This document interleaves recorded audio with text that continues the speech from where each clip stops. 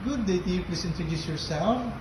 Good day, sir. My name is Linda Nadiahan, 33 years old, and I'm residing at Sindon Bayabo, City of Ilagan.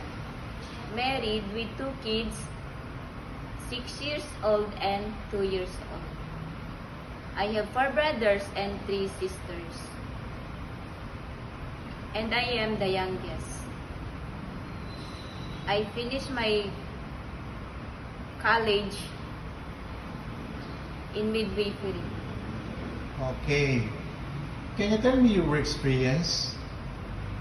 I have experience as a midwife at City Health Office. I do monitoring a pregnant when she and counseling, monitoring her baby, and health teaching. When she delivered the baby, and we do newborn care. And when the baby has a complication,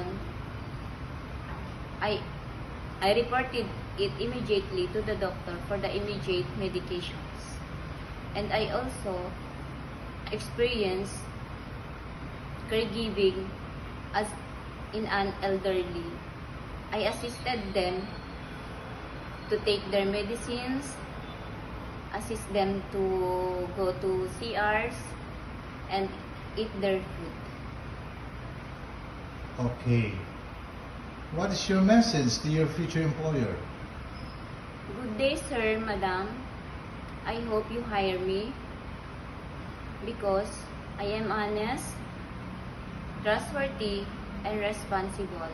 And I promise I will do my best to serve your family. Thank you.